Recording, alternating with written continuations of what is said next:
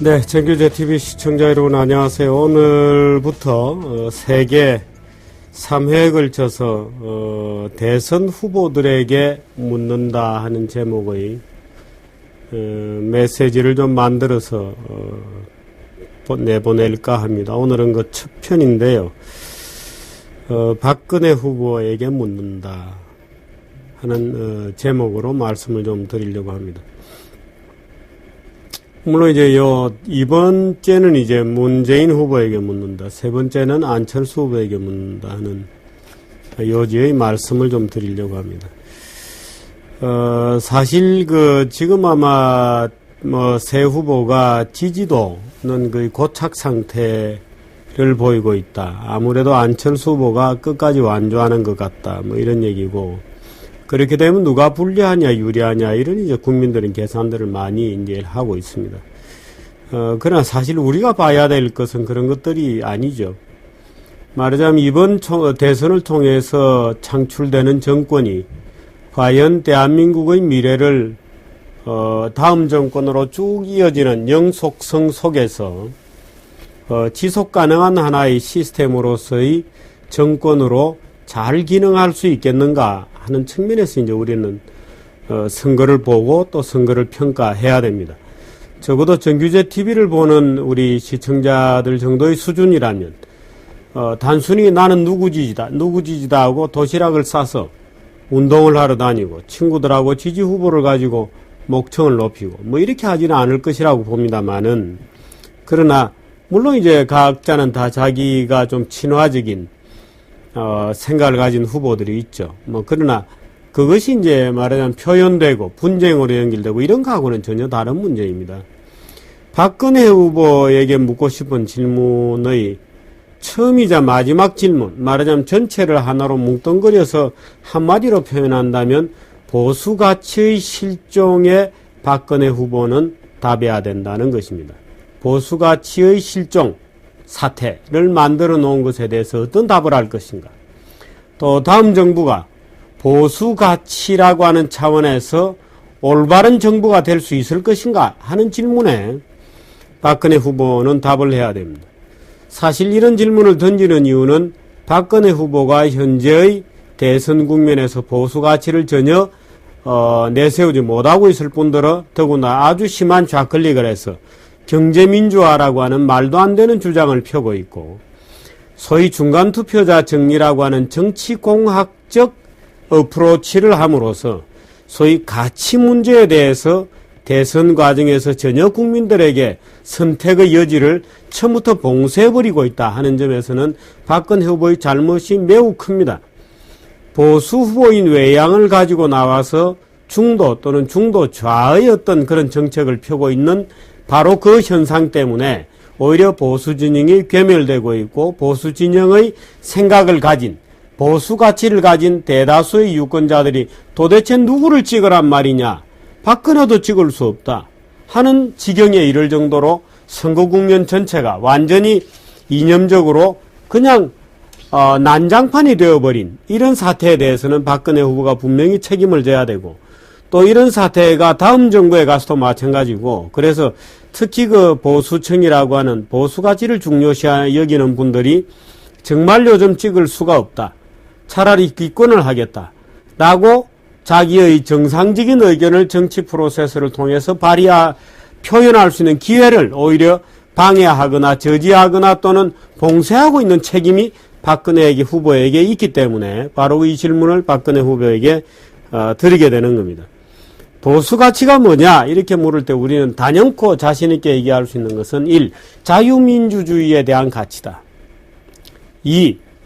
자유시장경제에 대한 가치다. 이렇게 얘기할 수 있습니다.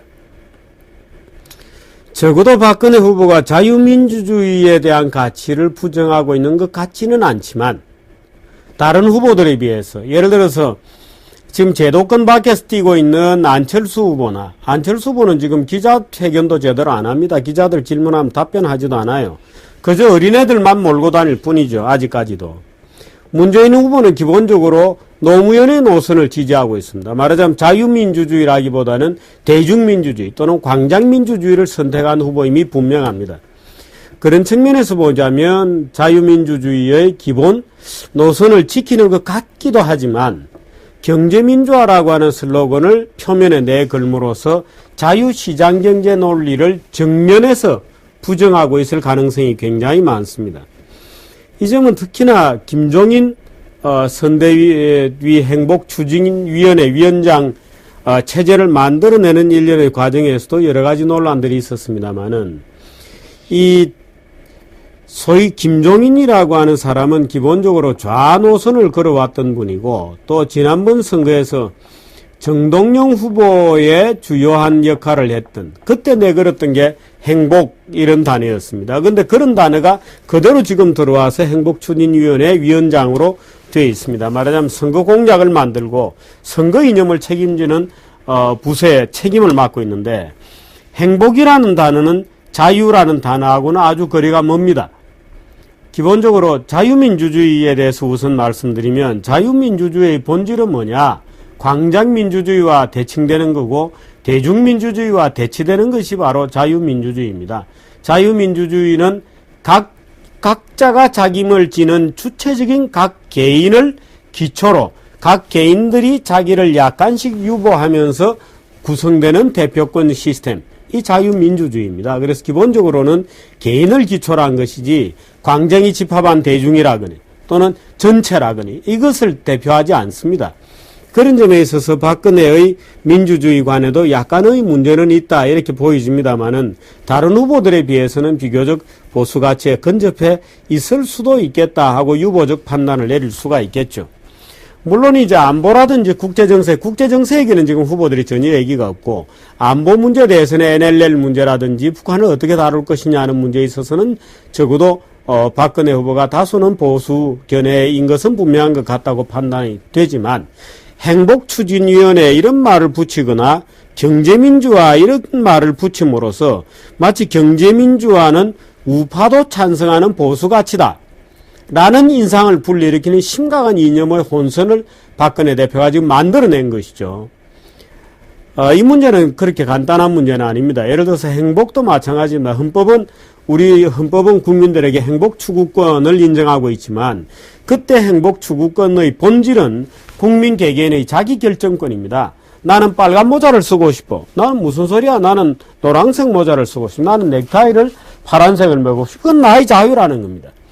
내가 어떤 상태를 행복으로 여기는지에 대해서 국가는 개입해서는 안 된다. 그것이 각 개인의 자유권으로서의 행복권입니다. 자유권으로서의 행복 추구권. 내가 나의 자유를 가지고 행복은 내가 정의하는 게 나의 행복이야. 그래서 내가 나의 행복을 추구할 권리를 말하자면 나의 개성의 자유를 내가 약간 짧은 치마를 입거나 내가 청바지를 입거나 이건 나의 자유야. 국가에서 나에게 인민복 같은 것을 입혀서는 안 돼.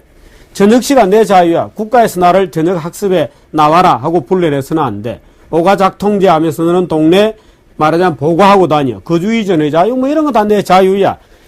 행복도 마찬가지다. 행복은 내가 행복이라고 정의하는 게 나의 행복이야. 물론 정해진 룰에 따라서죠. 오토바이를 타고 가정집이 있는 주택가를 굉음을 내리면서 질주할 자유 이런 게 있는 것 그게 나의 행복이다. 그건 안 되죠. 그러나 내가 무슨 옷을 입고 내가 어디로 산책을 가거나 다 나의 자유다. 내가 가을을 좋아하는 사람인지 내가 봄을 좋아하는 사람인지 이건 다 나의 자유로 선언되는 행복 추구권입니다. 그런데 박근혜가 그걸 바꿔놨어요.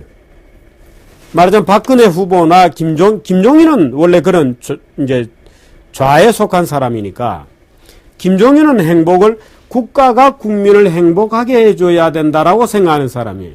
그렇게 되면 왼쪽이죠. 국가가 국민을 행복하게 해줘야 된다라고 생각하면 왼쪽으로 가야 됩니다. 그런데 박근혜 후보가 왼쪽에 있는 김종인을 불러다가 새누리당에 맨 가운데 갖다 놨습니다. 왜 그랬냐? 물론 이유가 있겠죠. 보수만 가지고 대통령이 될 수 없다. 그래서 박근혜 후보의 요즘 선거운동을 통합행보다 이렇게 부릅니다. 보수만 가지고 대통령이 될 수 없다. 그게 산업화 세력과 민주화 세력이 화해한다든가 또는 과거와 현재가 화해한다거나 하는 거하고는 좀 다릅니다. 100% 국민, 100% 대통령이다 하고는 말 속에 100% 대한민국이라는 말, 또는 국민통합이라는 말 속에는 아주 교묘한 정치공학적 레토릭이 숨어 있는 겁니다. 말하자면 경제학 서적에 정치 서적뿐만 아니라 경제학 서적까지 들어와 있는 경제학 교과서에도 기본적으로 들어와 있는 개념 중에 하나가 소위 중간 투표자의 정리지 않습니까? 선거는 왼쪽이나 오른쪽이나 찍을 사람은 정해져 있다. 그러면 선거 때는 점점 말하자면 이념적으로 가운데 지대를 가운데 중간 투표자를 누가 자기 편으로 만드느냐는 거로 선거 싸움은 끝이 난다 하는 것이 이제 소위 중간 투표자의 정리이고 정치공학의 기본 말하자면 철칙이죠. 3대 3대 3으로 3분의 1씩 분열되어 있다. 그럼 중간표를 먼저 잘라 먹으면 이기죠. 말하자면 이런 정치공학의 논리를 들고 중간표를 먼저 장악한다는 기분으로 경제민주화를 내걸고 중간지대를 말하자면 점령을 했습니다. 그래서 한때는 말하자면 문재인의 그 좌정당이 깃발을 꼽을 데가 없었어요. 그래서 마치 박근혜 후보가 대단히 유리한 고지를 점령한 듯이 보였지만 조금 시간이 지나면서 지금 그렇지 않다는 게 밝혀졌죠. 이제는 이념과 가치는 아무것도 아니다. 이념과 가치는 아무것도 아니다. 그저 인물 보고 대중 악수 많이 하고 다니고 하면서 무슨 대중 인기몰이로 대통령이 되는 이 저질의 선거전을 만들어낸 게 누구냐? 박근혜 후보다는 겁니다. 아무 의식 없는 새누리당이라는 거죠. 그 새누리당 지금 시장경제 자유민주주의 없어졌습니다. 아무도 그 얘기 안 하고 쉬쉬하면서 그저 100% 대한민국이다. 중간투표자 정리로 정치공학적으로 중간지대를 먹으면 된다 하면서 김종인이를 갖다 불러놓고 경제민주화 슬로건을 걸어서 지금까지 선거전을 하고 있는 거죠.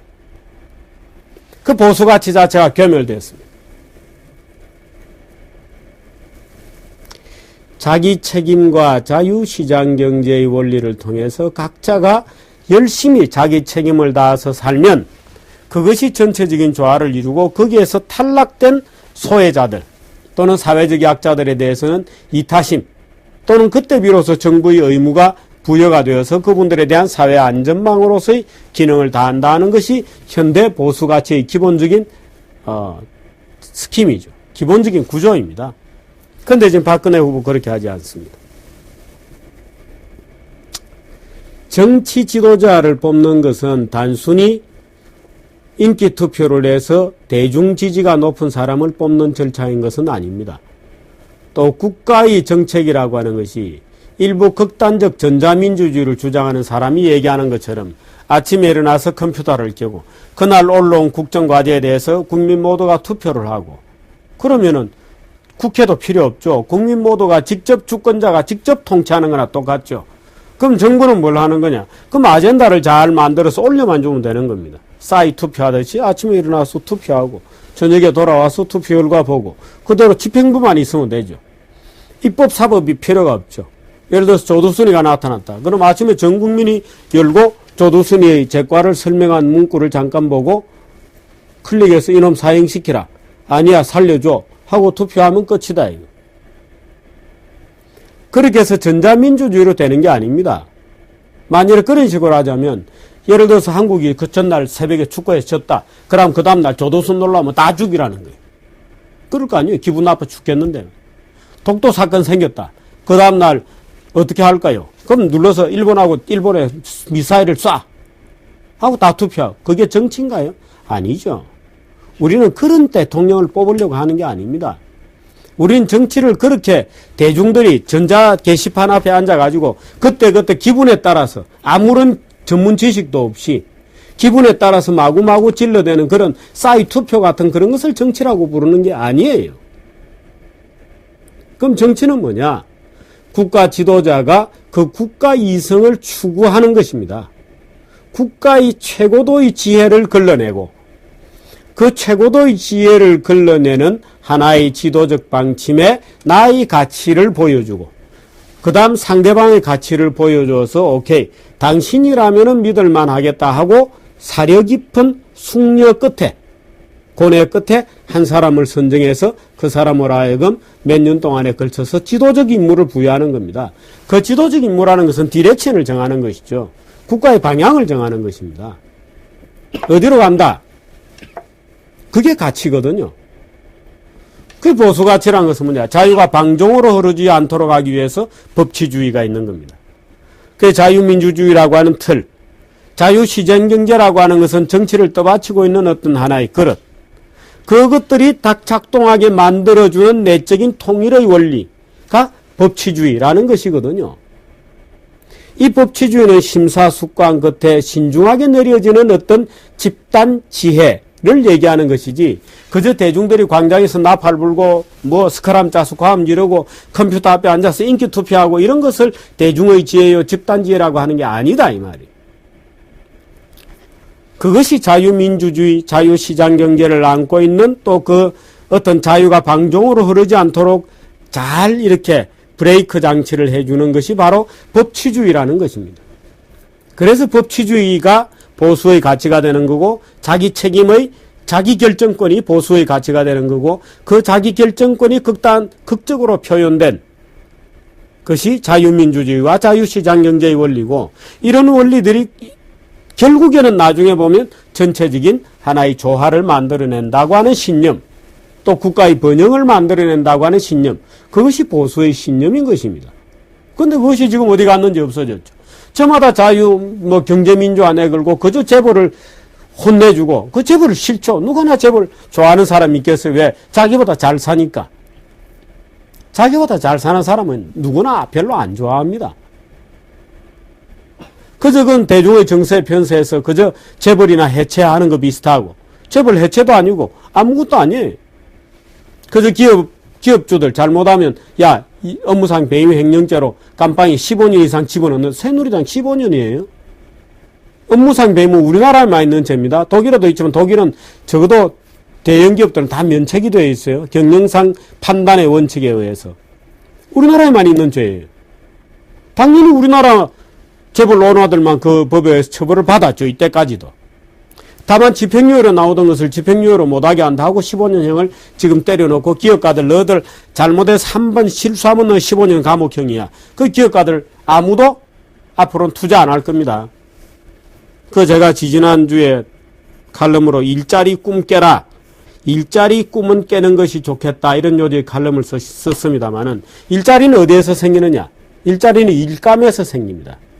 일감이 없는 일자리는 없습니다. 일감이 새로 만들어져야 새로운 일자리가 생기는 거예요.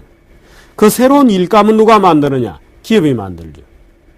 그런데 기업 활동, 특히 대기업 활동을 못하도록 규제하고 벌 주고, 넌 나쁜 놈이야, 언제든지 벌 주면 우리가 집어넣을 준비를 하고 있어, 15년 너 감옥에 들어가야 돼 하고 있으면 누가 일자리를 만드냐? 누가 투자를 안 하죠. 투자, 왜? 투자는 늘 결과적 실패가 가능성이 있고, 결과적 실패가 되면 업무상 배임에 걸릴 가능성이 굉장히 많아요. 제가 나중에 경제민주화 설명할 때 좀 자세히 설명을 드리겠습니다만은, 그럼 일자리 꿈은 깨는 것이 좋겠다. 그럼 성장은 어디 가죠?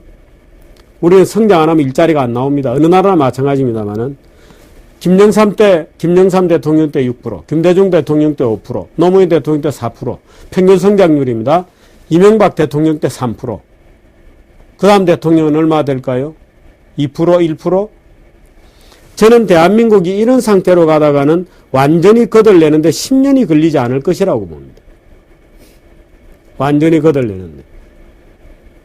아마 정규제 TV를 보시는 분들도 아마 10년은 몰라도 이대로 가다가는 민주주의 선진국이 되기는 걸러 먹지 않았겠는가 하는 걱정을 하는 분이 요즘 굉장히 많아지셨을 겁니다. 이대로 뜯어먹자고 달려들고, 세금은 그저 올리면 좋고, 기업들은 활동 못하게 출자 규제, 순환 출자 금지, 출자 총액 규제, 또 아무것도 하지 마라, SSM 하지 마라, 대형마트 영업 일요일 날 놀아라. 일자리는 누가 만들죠? FTA 하지 마라. 무역은 누가 하죠? 일자리는 누가 만들어요?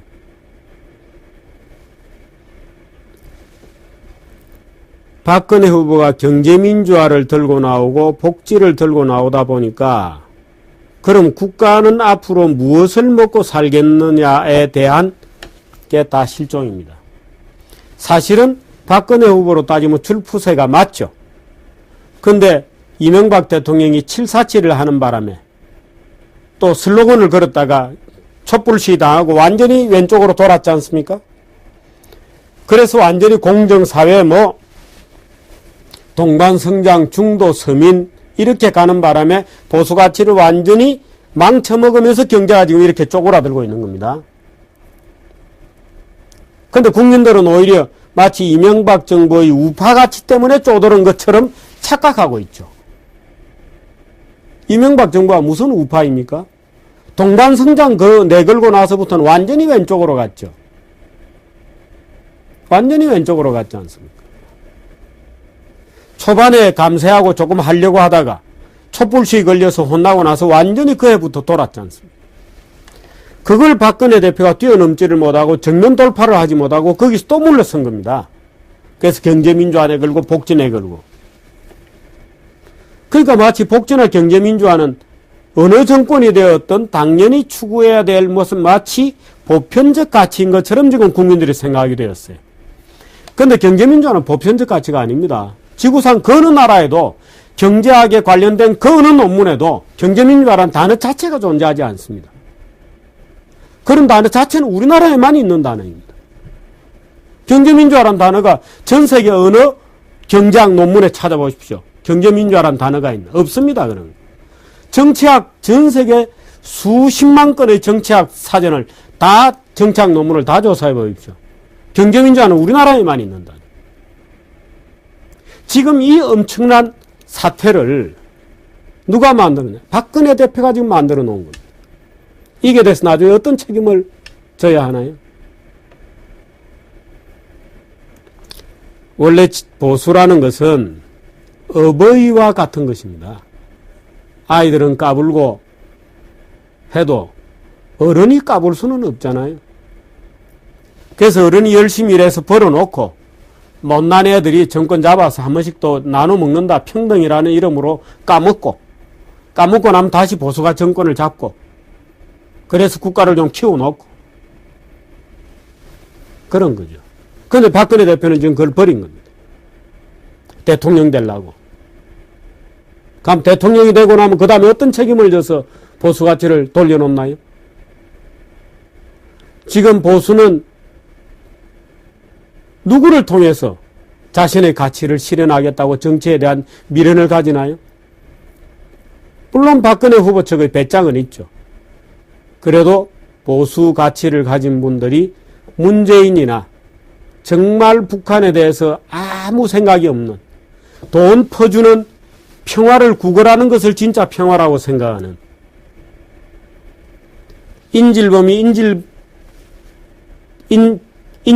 인질범에 동화되는 스톡홀름 신드롬 같은 정신병적 상황에 있는 문재인에게 찍어지는 후보를 찍지는 않을 것이다. 저 위선의 덩어리인 안철수를 찍지는 않을 것이다. 결국에는 그래도 보수 세력들이라고 생각하는 분들은 국가를 중요시하는 분이니까 저 두 사람에게 찍지는 않을 것이다는 배짱이죠. 박근혜 후보의 배짱은.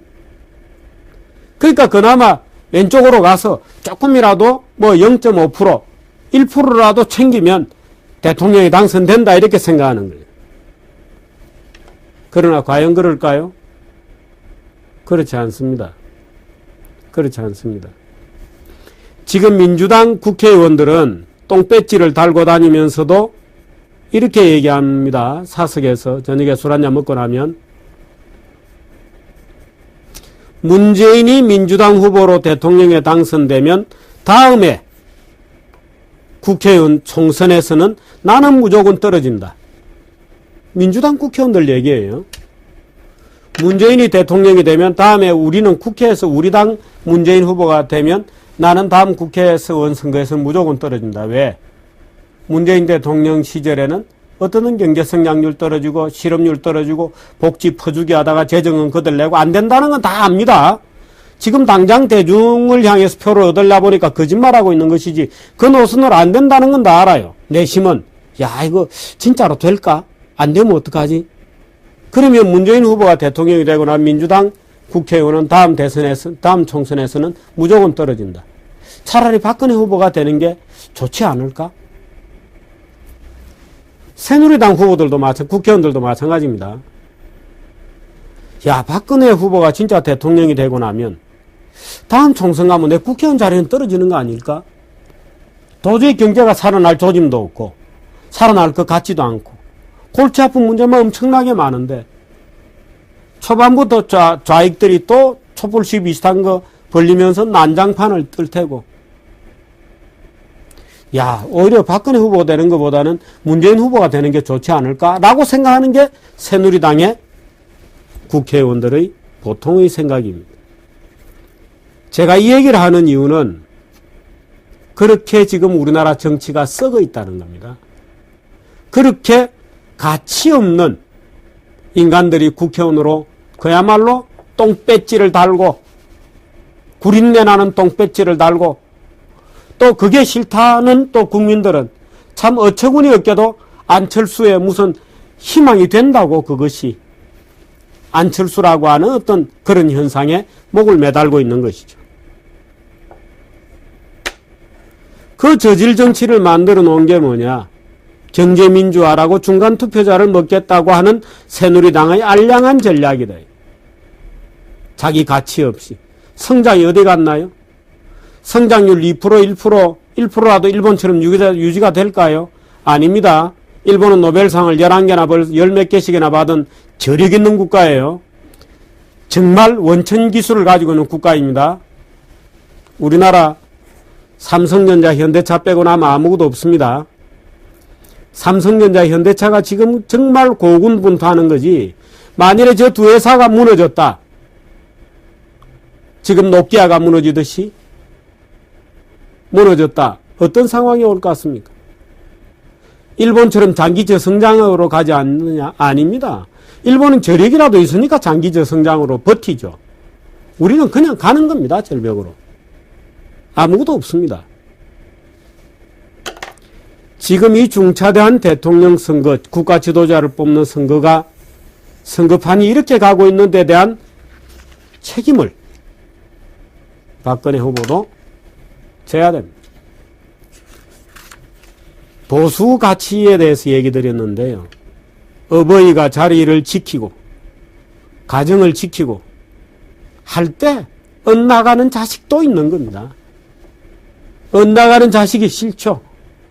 그러나 부모가 제자리를 지키고 있을 때 비로소 엇나가는 자식도 결국에는 집으로 돌아오는 거예요.